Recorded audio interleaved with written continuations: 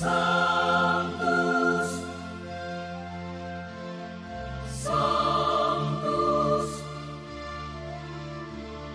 Sanctus Dominus Deus Sabaoth. Bapak, Ibu, dan saudara-saudariku yang terkasih dalam Tuhan kita Yesus Kristus, salam sejahtera untuk kita semua. Berkat Allah yang Maha Kuasa senantiasa menyertai kita. Marilah kita mendengarkan dan merenungkan bacaan-bacaan kitab suci hari Rabu, tanggal 2 April tahun 2025. Dalam nama Bapa dan Putra dan Roh Kudus. Amin. Bacaan pertama dari kitab Yesaya bab 49 ayat 8 sampai 15. Beginilah firman Tuhan. Pada waktu aku berkenan, aku akan menjawab engkau, dan pada hari aku menyelamatkan, aku akan menolong engkau. Aku telah membentuk dan membuat engkau menjadi perjanjian bagi umat manusia untuk membangunkan bumi kembali dan untuk membagi-bagikan tanah pusaka yang sudah sunyi sepi, untuk mengatakan kepada orang-orang yang terkurung, keluarlah, dan kepada orang-orang yang ada di dalam gelap, tampillah. Di sepanjang jalan mereka seperti domba yang tidak pernah kekurangan rumput. Dan di segala bukit gundul pun tersedia rumput bagi mereka. Mereka tidak menjadi lapar atau haus. Angin panas dan terik matahari tidak akan menimpa mereka, sebab penyayang mereka akan memimpin mereka dan akan menuntun mereka ke dekat sumber-sumber air. Aku akan membuat segala gunungku menjadi jalan, dan segala jalan rayaku akan kuratakan. Lihat, ada orang yang datang dari jauh, ada yang dari utara, dari barat, dan ada yang dari tanah Sinim. Bersorak-soraklah hai langit, bersorak-soraklah hai bumi, dan bergembiralah dengan sorak-sorai, hai gunung-gunung. Sebab Tuhan menghibur umat-Nya dan menyayangi orang-orangnya yang tertindas. Sion berkata, Tuhan telah meninggalkan aku, dan Tuhanku telah melupakan aku. Dapatkah seorang perempuan melupakan bayinya, sehingga ia tidak menyayangi anak dari kandungannya?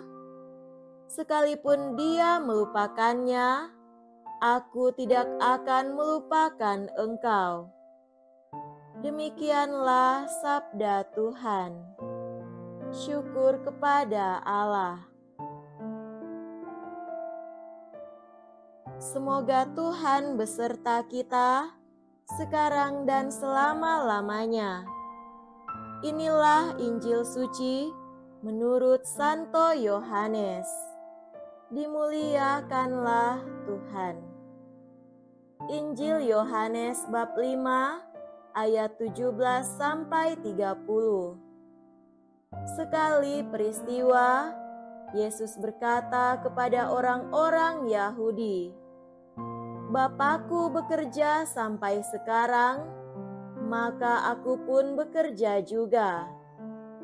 Karena perkataan itu, orang-orang Yahudi lebih berusaha lagi untuk membunuh Yesus, bukan saja karena ia meniadakan hari Sabat, tetapi juga karena ia mengatakan bahwa Allah adalah Bapanya sendiri dan dengan demikian menyamakan dirinya dengan Allah. Maka Yesus menjawab mereka, "Aku berkata kepadamu, sesungguhnya anak tidak dapat mengerjakan sesuatu dari dirinya sendiri, jikalau ia tidak melihat Bapa mengerjakannya. Sebab apa yang dikerjakan Bapa, itu juga yang dikerjakan anak. Sebab Bapa mengasihi anak, dan ia menunjukkan kepadanya segala sesuatu yang dikerjakannya sendiri, bahkan ia akan menunjukkan kepadanya pekerjaan yang lebih besar lagi daripada pekerjaan-pekerjaan itu, sehingga kamu menjadi heran. Sebab sama seperti Bapa membangkitkan orang-orang mati dan menghidupkannya, demikian juga anak menghidupkan siapa saja yang dikehendakinya. Bapa tidak menghakimi siapapun, melainkan telah menyerahkan penghakiman itu seluruhnya kepada anak, supaya semua orang menghormati anak, sama seperti mereka menghormati Bapa. Barang siapa tidak menghormati anak, ia juga tidak menghormati Bapa yang mengutus dia. Aku berkata kepadamu, sungguh, barang siapa mendengar perkataanku dan percaya kepada Dia yang mengutus aku, ia mempunyai hidup kekal dan tidak turut dihukum, sebab ia sudah pindah dari dalam maut ke dalam hidup. Aku berkata kepadamu, sungguh, saatnya akan tiba dan sudah tiba, bahwa orang-orang mati akan mendengar suara Anak Allah, dan mereka yang mendengarnya akan hidup.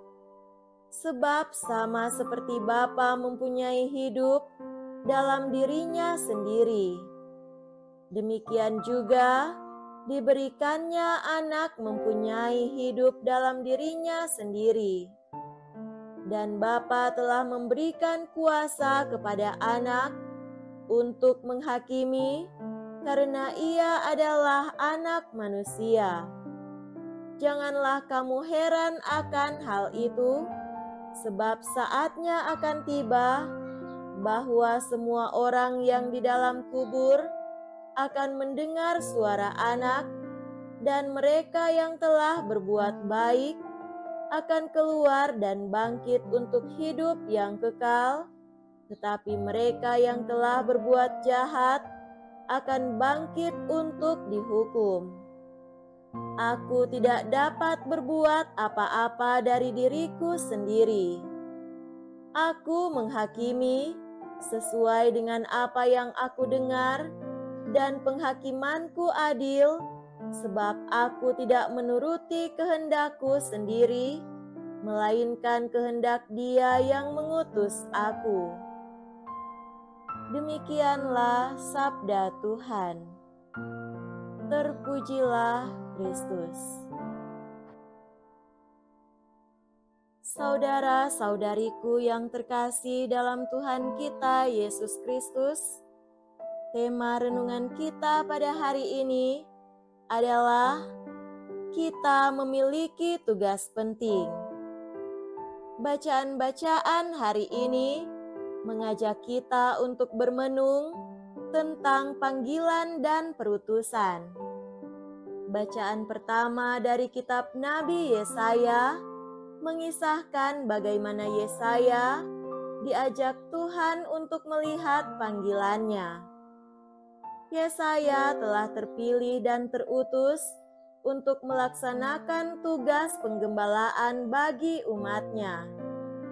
Yesaya akan melaksanakan tugasnya karena yang mengutusnya adalah Sang Pemilik domba-domba itu, sungguh-sungguh mengasihi dan menghendaki kebaikan dari domba-domba miliknya.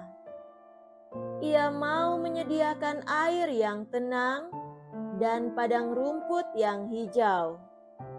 Dalam segala tantangannya, Yesaya mendapatkan kepercayaan untuk mendampingi dan mengantar umat ke sana. Saudara terkasih, bacaan Injil hari ini mengisahkan pengakuan Tuhan Yesus tentang tugas perutusannya. Ketika orang-orang Farisi mengancam untuk membunuhnya karena dia dituduh menghujat Allah. Dengan kerendahan hati, namun tegas, Yesus mempertanggungjawabkan keberadaan dan perutusannya. Yesus menyatakan bahwa ia tetap harus bekerja karena Allah Bapa menghendakinya. Ia menegaskan bahwa ia hanya melaksanakan yang dikerjakan oleh Bapa dan apa yang dikehendakinya. Kalau Allah yang empunya kehidupan itu membangkitkan orang mati, maka Yesus Sang Putra pun sanggup membangkitkan orang mati. Bahkan Yesus menjamin bahwa yang menerima dan percaya kepadanya akan mempunyai hidup yang kekal. Saudara-saudariku yang terkasih, kita masing-masing diciptakan Tuhan dengan suatu maksud. Kita yang telah diangkat menjadi putra-putrinya melalui pembaptisan mendapatkan jaminan untuk hidup yang kekal dan sekaligus juga mendapatkan tugas perutusan. Di tempat lain, Yesus bersabda bahwa yang mau menjadi muridnya harus mau menyangkal diri dan mengikuti Dia. Ia juga bersabda, "Akulah yang memilih kamu, dan Aku telah menetapkan supaya kamu pergi dan menghasilkan buah, dan buahmu itu tetap." Dan lagi, siapa yang percaya kepadaku, ia akan melakukan pekerjaan-pekerjaan yang Aku lakukan. Inilah perintahku kepadamu. Hendaklah kamu saling mengasihi. Hidup kita sebagai murid Tuhan Yesus mengandung tugas perutusan.